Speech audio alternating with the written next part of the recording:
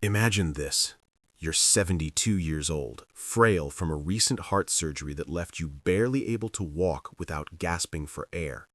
The one person you trust more than anyone in your life, your own son, looks you dead in the eyes and snarls, "Get out of my house, you monster!"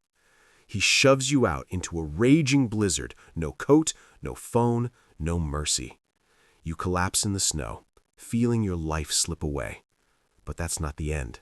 That's just the beginning of a revenge so cold it freezes the blood of the liar who orchestrated it all. If you've ever been betrayed by family or wondered how far a web of deceit can stretch before it snaps, stay with me. This is the story of how one old man's near death exposed a monster in sheep's clothing. Hit that like button if you're ready for justice served ice cold, and subscribe now because stories like this remind us the truth always thaws out eventually. Drop a comment. Have you ever been stabbed in the back by someone you loved? Let's dive in. It's early February now, 3 years after that fateful night, and I'm sitting in a cozy cabin overlooking the Rocky Mountains in Colorado. The fire crackles in the hearth, casting flickering shadows on the walls. But even here, in this peace I've carved out for myself, the memories creep in like frost on a window pane. My phone vibrates on the wooden table beside me. It's a text from my son, Elias. After 2 long years of silence, broken only by court documents and forced apologies, it reads, "Dad, I know I've got no right, but please, can we meet? I need to make this right." My fingers hover over the screen, trembling not from age but from the storm of emotions raging inside. Do I let him back in? The boy I raised? The man who once promised to protect me forever? Or do I leave him out in the cold just like he did to me? Let me take you back to how it all unraveled, a tale of lies, betrayal, and a revenge that unfolded not with fists but with the relentless force of undeniable truth. It was January 15th, 2023, in the quiet suburbs of Denver. The thermometer outside dipped to a brutal -10 degrees Fahrenheit, with wind gusts whipping snow into blinding sheets that stung like needles. I was 72, still recovering from emergency bypass surgery just 8 weeks prior. My chest felt like it had been cracked open and stitched back with barbed wire, every breath a reminder of my fragility. I'd moved in with my son, Elias, and his wife, Vanessa, 4 months earlier, after my doctor insisted I couldn't live alone anymore. My small pension couldn't cover assisted living, and Elias had insisted, "Dad, your family, we've got the space." Their home was a sprawling 2-story colonial, the kind with a manicured lawn in summer and holiday lights twinkling in winter. I stayed in the downstairs guest suite, equipped with a hospital bed and a walker that had become my constant companion. Elias was 45, a high-powered executive in pharmaceutical sales, always jetting off to conferences and client dinners. He just landed back from a week-long trip to Seattle, his flight delayed by the storm. I heard the garage door groan open around 7:45 p.m., the crunch of tires on fresh snow. I was in my room, propped up in bed with a worn copy of an old detective novel, trying to ignore the dull throb in my sternum. But before Elias could even call out a hello, the chaos erupted. From the kitchen came a piercing wail, Vanessa's voice, laced with terror and sobs that echoed through the house like a siren. "Oh God, Elias, you're home, thank heavens," she cried, her words tumbling out in hysterical bursts. "I didn't know what to do. I was so afraid he'd hurt me again." I froze, the book slipping from my hands. Hurt her? What on earth was she talking about? With great effort, I swung my legs over the side of the bed, gripping the walker tightly. My heart pounded unevenly. My cardiologist had warned me about stress triggering arrhythmias. Shuffling down the hallway, each step a labored effort that sent sparks of pain through my chest, I emerged into the foyer. There stood Elias, snow still melting off his boots, his face a mask of confusion turning to fury. Vanessa clung to him like a drowning woman, her elegant silk blouse torn at the sleeve, revealing a purplish bruise blooming on her upper arm. Her hair, usually perfectly coiffed, was disheveled, and black streaks of mascara trailed down her cheeks like war paint. "It was him, Elias, your father," she gasped, pointing a manicured finger straight at me. Her eyes were wide, wild with feigned fear. "I was just bringing him his evening meds, trying to be kind, and he lunged at me, grabbed my arm so hard, twisted it, and tried to pull me into his room. He said awful things, Elias, things no father-in-law should say. I barely escaped." Elias's gaze locked onto mine, and in that instant I saw a stranger. The boy who'd once built forts with me in the backyard, who I'd coached through Little League games, now stared at me with unbridled rage. "Dad, what the hell?" His voice was a low growl, fists clenching at his sides. I opened my mouth, words tumbling out in a desperate rush. "Elias, son, that's not true. I've been in bed all evening, reading, resting like the doctor ordered. I couldn't lunge at anyone. I can barely stand with this damn walker. Vanessa, why are you saying this? I would never—" But she cut me off with a blood-curdling scream, cowering behind Elias as if I were a predator about to strike. "Keep him away from me. He's unhinged. Elias, please protect me." The air thickened with tension, the only sounds her manufactured sobs and the howling wind outside. Elias glanced at the smart home panel on the wall. "The cameras. Let's check the footage right now. This house is wired top to bottom." Vanessa's face paled for a split second, but she recovered with Oscar-worthy flair. "I tried. When I ran out, I hit the app to save the clip, but it glitched, said error, file not found. Maybe the store messed with the Wi-Fi, or he tampered with it earlier. He's been fiddling with gadgets all week." It was a blatant fabrication, but Elias was already boiling over. He didn't pause to verify, didn't consider my surgical scars, the monitors tracking my vitals, or the fact that I needed help just to shower that morning. No, he saw her bruise, her tears, and chose belief in the lie over decades of my unwavering love. "You bastard," he muttered, advancing on me like a bull. His hand clamped around my frail arm, fingers digging in deep enough to leave marks that would later tell their own story. "Elias, please think. Look at me. I'm half a man right now. I couldn't hurt a fly, let alone—" "Shut up," he bellowed, his face inches from mine, breath hot and ragged. "I opened my home to you, paid for your meds, your therapy sessions, and you repay me by assaulting my wife? Get out, now." He yanked me toward the front door, my walker clattering to the floor behind us. Pain exploded in my chest, a vice squeezing my heart as if the bypass grafts were failing. I stumbled over the threshold rug, pleading, "Son, it's a death sentence out there. The blizzard, I'll freeze. At least let me grab my coat, my pills." "You should have thought about that before you laid a hand on her," he snarled, flinging the door open. A gale of icy wind blasted in, carrying snow that stung my eyes. Vanessa watched from the kitchen archway, her sobs quieting just enough for me to catch a fleeting glimmer in her eyes. Not fear, but triumph, a smug curl of her lip that vanished quickly as it appeared. With one final shove, Elias propelled me onto the slick porch steps. I tumbled down, landing in a heap on the frozen driveway, the impact jarring my surgical site and sending waves of agony through my body. "Don't come back or I'll have you arrested." The door slammed shut, the lock clicking with finality. The porch light winked out, plunging me into darkness. Lying there, snowflakes settling on my thin pajamas like a shroud, I waited for the door to reopen. Surely this was a nightmare. My son would snap out of it, rush out with apologies. But minutes stretched into eternity, and the cold seeped in, numbing my extremities first, then creeping towards my core. I patted my pockets.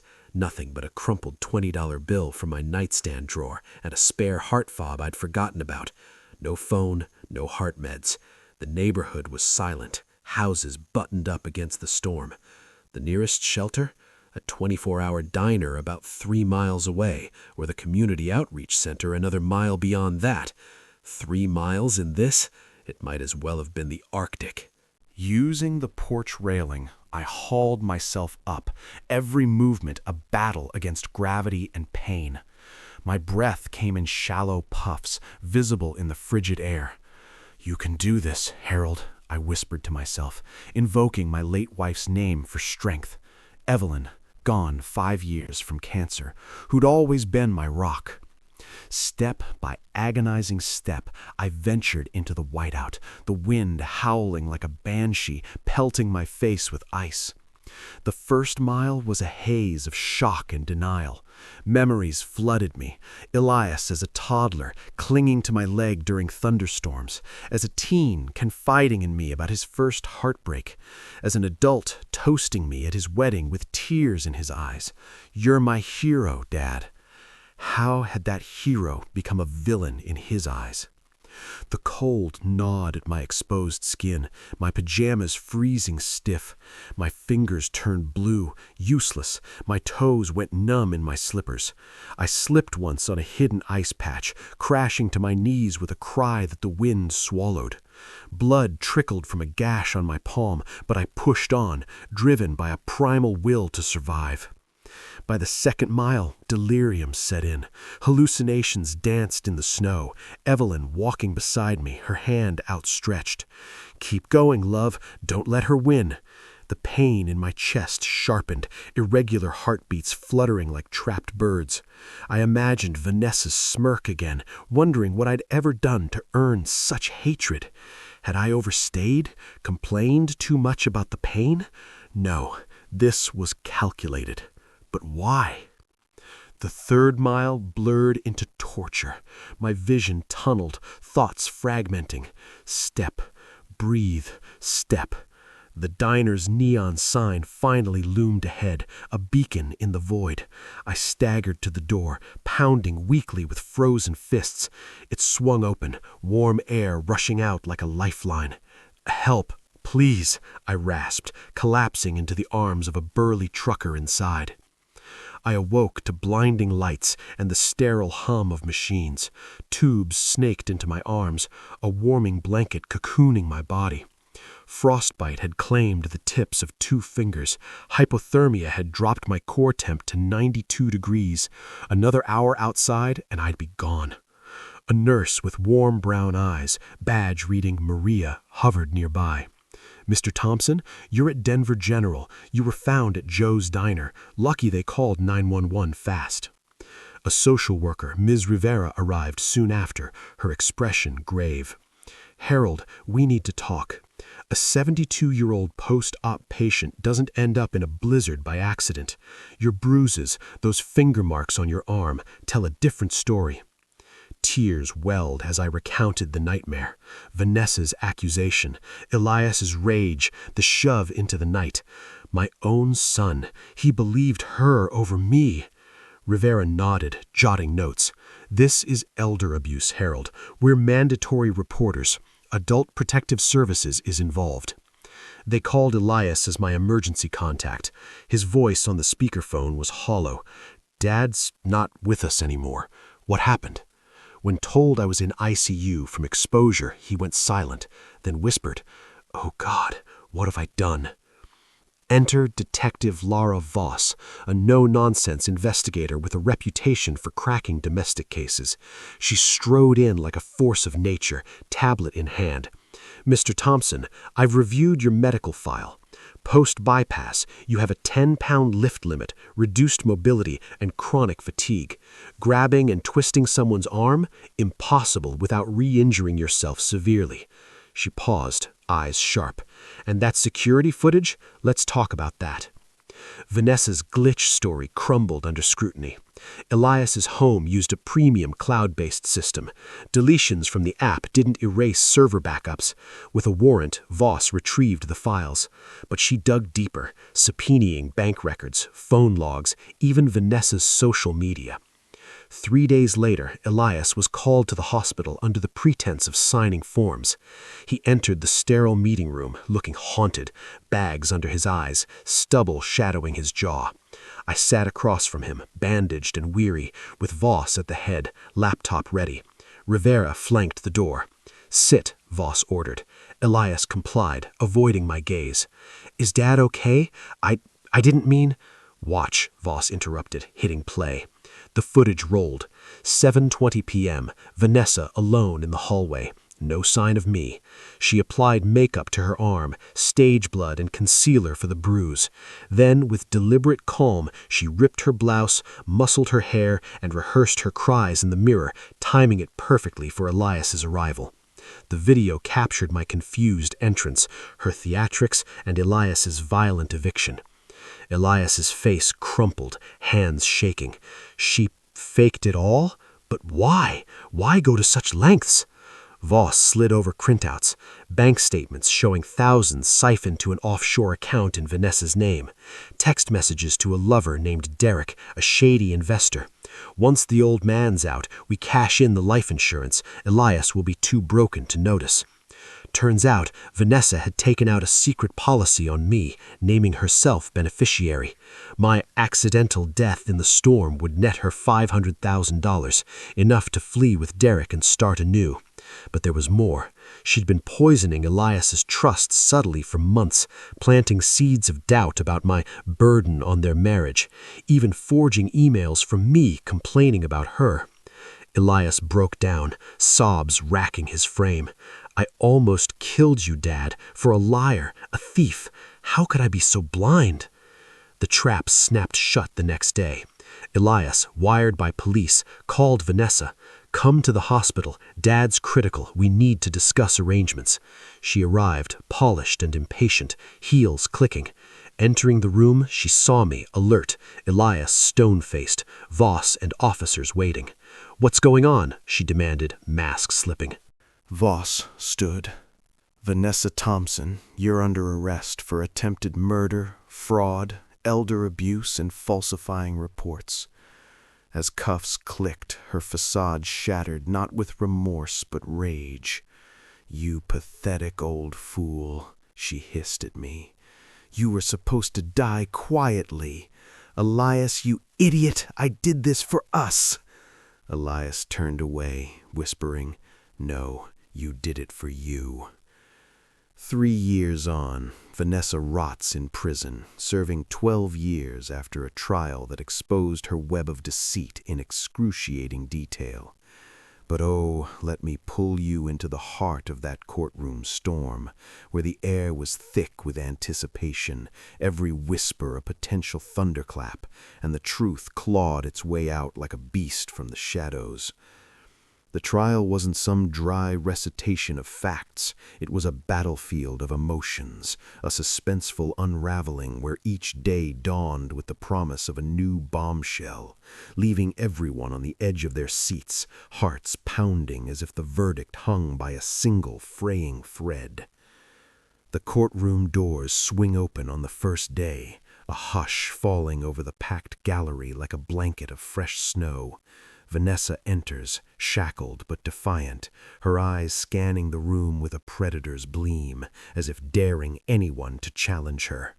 She takes her seat at the defense table, whispering urgently to her lawyer, who nods grimly, knowing the avalanche of evidence about to bury them. The judge's gavel cracks like lightning, and the prosecutor arises, voice steady but laced with controlled fury. "Ladies and gentlemen of the jury, what you are about to witness is not just a crime. It's a calculated betrayal that nearly ended a life in the cruelest way imaginable." The tension builds as he outlines the case, each word dropping like a stone into still water, rippling out to grip every listener. Then comes the security footage, the moment we've all been waiting for, the room dimming as the screen flickers to life. Gasps echo as Vanessa's solitary figure appears in the hallway, her movements deliberate, sinister. She dabs on the fate bruise with eerie precision, the camera zooming in on her face, cold, emotionless, a mask of calculation. The jury leans forward, breaths held, as she rips her blouse, practices her wails in the mirror, glancing at her watch like a director timing the perfect scene. When the video shows her performance igniting Elias's rage, a juror mutters audibly, My God! And the defense objects frantically, but it's too late. The seed of doubt has sprouted into full-blown horror. The suspense escalates with the financial experts' testimony, their charts projected like maps to a hidden treasure of lies. One analyst, a bespectacled man with a voice like gravel, reveals the siphoned funds trace by trace. Here, a $5,000 transfer disguised as a home improvement expense, and here another $10,000 wired to an offshore account linked to Derek Malone. The camera pans to Vanessa, her composure cracking for the first time, fingers twitching, eyes darting to the exit as if plotting an escape. The gallery murmurs, building like a distant storm, and the judge gavels for silence, but the electricity in the air is palpable, every revelation tightening the noose. Enter Derek, the lover-turned-rat, slinking onto the stand under immunity, sweat beading on his forehead despite the cool room. The prosecutor circles him like a shark. "Tell us about the plan, Mr. Malone, in your own words." Derek swallows hard, voice trembling as the words spill out. She said the old man was expendable. "One night in the cold and we're rich," she whispered to me over stolen dinners. "We were going to vanish, Mexico, new identities. But if he survived, well, she had contingencies." The courtroom erupts in shocked whispers. A woman in the back row clutches her chest. Vanessa shoots him a venomous glare, her lips curling in silent fury, as if willing him to drop dead on the spot. The suspense peaks. Will he crack further, reveal more? And he does, producing incriminating texts that flash on screen, each one a dagger. Storm's perfect. Tonight's the night. But the real heartstopper comes with the medical testimony, the surgeon striding to the stand like a knight in scrubs, his words slicing through the defense's flimsy arguments. Mr. Thompson's condition post-surgery, catastrophic for any exertion. A lunge, it would have shattered his sternum wires, triggered cardiac arrest on the spot. He holds up x-rays, the images glowing ominously, showing the fragility of my rebuilt heart. The jury's faces pale. One juror glances at Vanessa with undisguised disgust. The defense cross-examines desperately, suggesting dementia or exaggeration, but the surgeon stands firm, his rebuttals sharp as scalpels, leaving the room in stunned silence, the weight of impossibility hanging heavy. Elias's turn on the stand is a raw, gut-wrenching crescendo, the courtroom lights casting long shadows as he approaches, shoulders slumped under invisible burdens. His voice breaks from the start.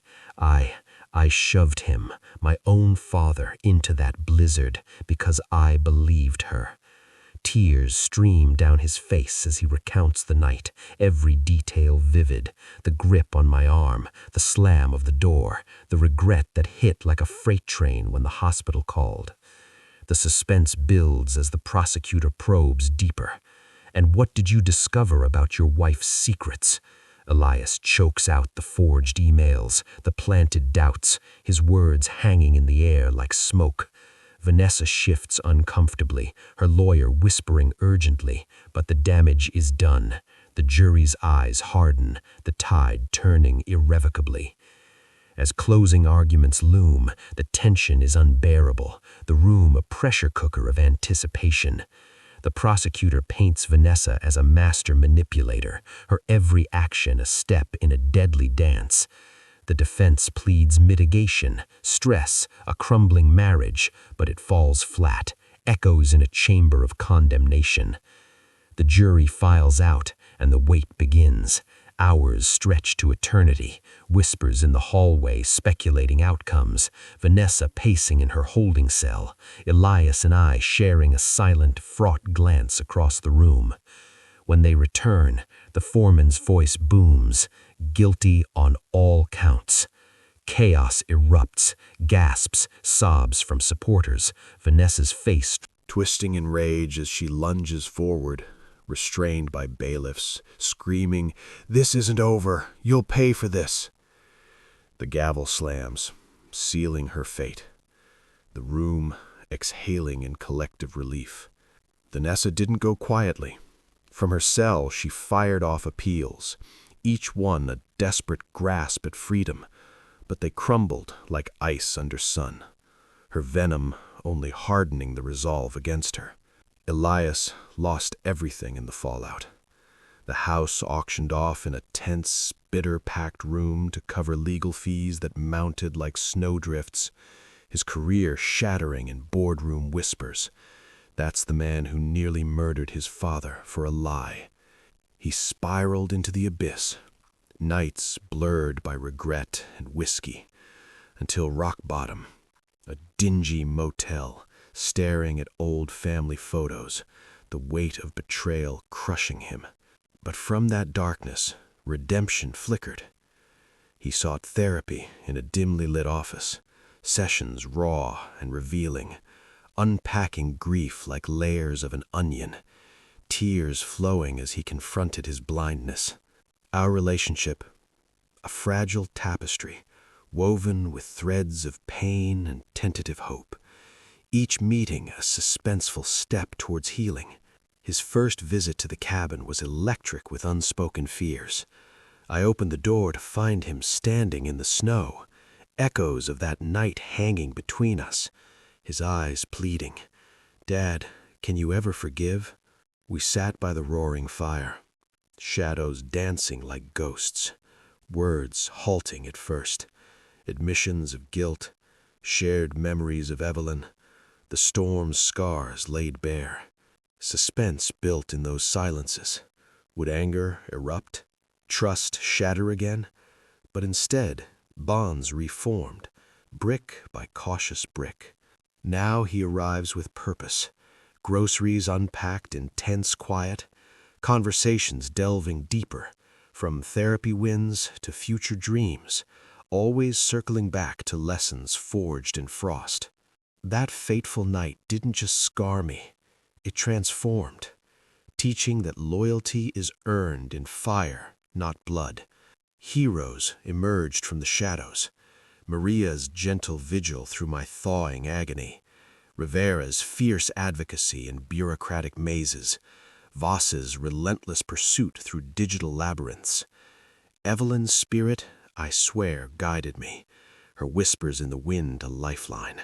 Vanessa's letters arrived sporadically, poison penned on paper, twisted justifications, veiled threats that I ritually burn, flames consuming her hate, smoke curling like defeated specters. Yet shadows linger, nights when cold invades my dreams, winds howling accusations, my heart racing as I relive the tumble, the abandonment. In group therapy circles, under soft lights, survivors share tales that mirror mine. Suspense in every confession. Will vulnerability break or bind us? We've launched an advocacy crusade. Tense town halls where we expose elder abuse's hidden horrors. Cameras flashing as we demand change. Each victory a suspenseful triumph over silence. If this wild story of betrayal got you hooked, go ahead and smash that subscribe button right now. Come join our squad battling lies and scams, where these real-life tales keep us all sharp and on our toes. Hit that like button if tales of hardcore justice light a fire in your soul. And drop your own survival stories in the comments below. Let's build an unbeatable crew together. In life's craziest storms, truth ain't just a cozy glow. It's a raging bonfire that torches the BS and lights up the road ahead. Thanks so much for hanging in there through this epic ride. Your support turns feeling alone into unbreakable power.